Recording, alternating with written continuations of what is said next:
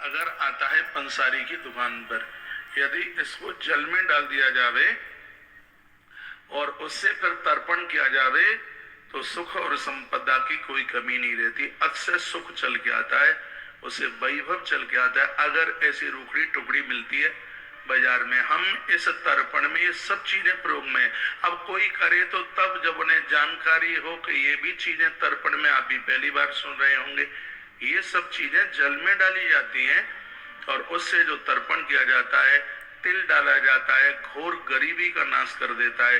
तिल की इतनी, तिल डालने की और भी बहुत बड़ी महिमा है। ये मैं आपको अगर की लकड़ी के लिए बोल रहा हूँ। अगर की लकड़ी आप डालते हैं, इतनी पंसारी की दुकान से टुकड़ी लीजिएगा और उसको जल में डाल करके और फिर उसको अगर मिश्रित जल से आप तर्पण करते हैं तो पूर्वज तो संतुष्ट हो ही रहे हैं, लेकिन उसकी फलश्रुति ये और बढ़ जाती है अपने आप में। तो इससे सुख की प्राप्ति होती है। तत्पश्चात नारियल के पानी से यदि तर्पण किया जावे तो इससे दो चीजें मिलती हैं।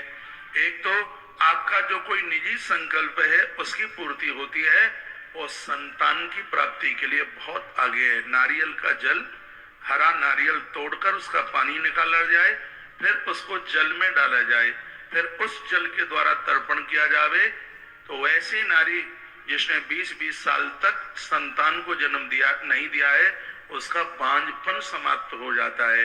अपना कोई निजी संकल्प है उसकी पूर्ति हो जाती है और घर में संतति का जन्म हो जाता है। उसको संतान जन्म देने का सौभाग्य प्राप्त हो जाता है। ये नारियल के जल से तर्पण करने की इतनी बड़ी महिमा है। बात समझ में आ रही है? इन सब चीजों को हम यहाँ प्रयोग में लेंगे। मुझे तो इतना तक अभी पता लग गया है कि कौन से दिन का श्राद्ध आपको क्या देने वाला है। और आज की कथा में मैं निवेदन करूंगा। मैंने गरुड़ पुराण की कथा पिछले बार भी की है, लेकिन पिछले साल से मैं कोई मंत्र भूला नहीं हूँ। थोड़ा बहुत अध्ययन कुछ ज्यादा ही हो गया होगा, कम की तो कोई बात ही नहीं है, तो और ज्यादा आनंद का अनुभव होगा। ये देखिए आचार्य लोग ये तर्पण कर रहे हैं। आचार्य रामकुमार शास्त्री जी बोल रहे थे कि इनका तो दर्शन करके ही कल्याण हो जाता है। और ऐसे पितृ पक्ष में, श्राद्ध पक्ष में, और आप लगभग 300 ब्राह्मणों का दर्शन आप रोज कर रहे हैं, ये बहुत बड़ी बात है। आज भी ब्राह्मणों की संख्या, अरे 3 ब्राह्मण नहीं मिलते, यहाँ 3 दशक ब्राह्मण, 3 शतक ब्राह्मण के दर्शन एक साथ हो रहे हैं। मैं तो बड़ा बड़भागी हूँ, इस हॉल में भोर में सबसे पहले मुझे इन ब्राह्मण देवताओं का दर्शन होता है और मैं पूरा का पूरा पोटला आपके पितरों की तरफ पोड़ेल देता हूँ। वो आनंदोत मग्न हो जाए, वो अति प्रसन्न हो जाए। नारियल के जल के द्वारा पानी में डाल करके और उसमें स्वार्थ सिद्धि हो जाती है।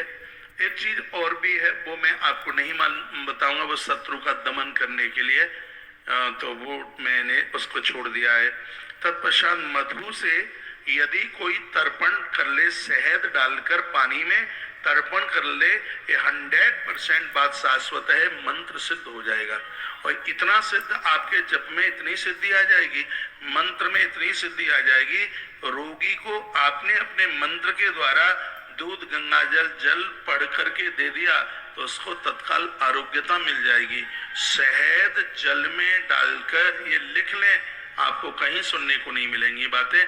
तो ये मेरा सर्च है, ये मेरा रिसर्च है, मेरा शोध है, ये मैंने ग्रंथों में इसको पकड़ा है।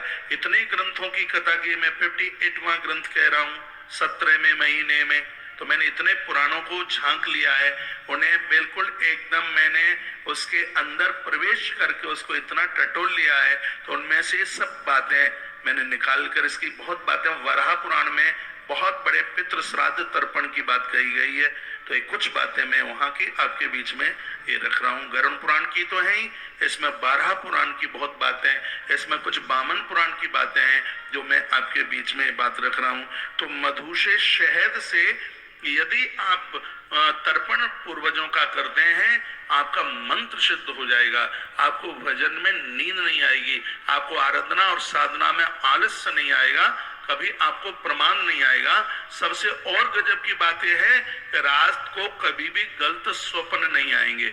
जो रात्रि में भयावह स्वप्न देखते हैं, इन्हें बहुत ज्यादा दिक्कत परेशानी होती है।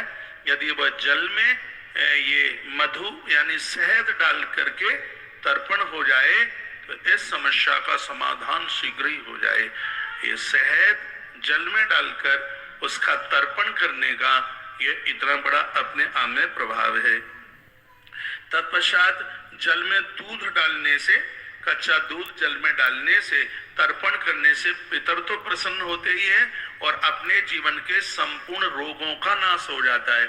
ऐसी अंदरूनी बीमारियां, मैं तो कहना चाहूंगा जिन डॉक्टर्स लोगों ने आपको ये कुछ ऐसा बोल दिया है तुम ठीक नहीं हो सकते, तुम्हें दवाई नहीं लगेगी, उनको गौ माता का कच्चा दुग्ध पानी में डाल करके फिर उसका महातर्पण किया जावे तो यह रोग नाशक हो जाता है, इससे रोग समाप्त हो जाते हैं।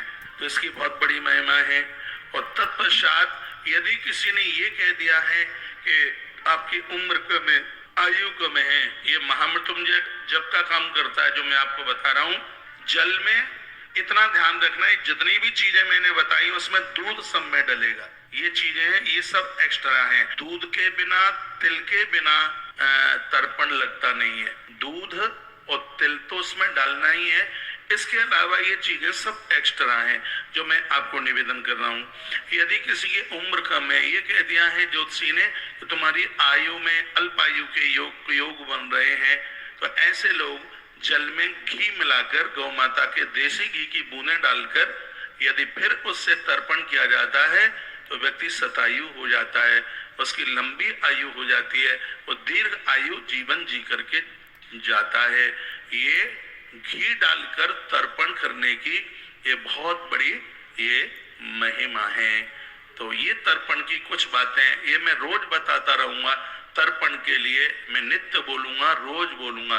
वेदांत तो ये भी है कि जब आप पूजा में से खड़े होते हैं, जैसे सूर्य भगवान को अर्घ देते हैं, ऐसे एक 5 अंजलि 7 अंजलि जल एक बर्तन में पानी रखो और उसको, इसमें माताएं भी कर सकते हैं, पुरुष भी कर सकते हैं, ऐसे जल लें और उसको दक्षिण की तरफ ऐसे, देवताओं को पानी ऐसे दिया जाता है और पूर्वजों को जल ऐसे दिया जाता है। ये तो रोज का विधान है, ये तर्पण तो होना ही चाहिए। ये जन्मों में तर्पण का विधान बताया गया है। तर्पण के प्रति श्रद्धा रखिए, श्रद्धा रखिए तर्पण के प्रति, आप श्रद्धा रखें तर्पण के प्रति।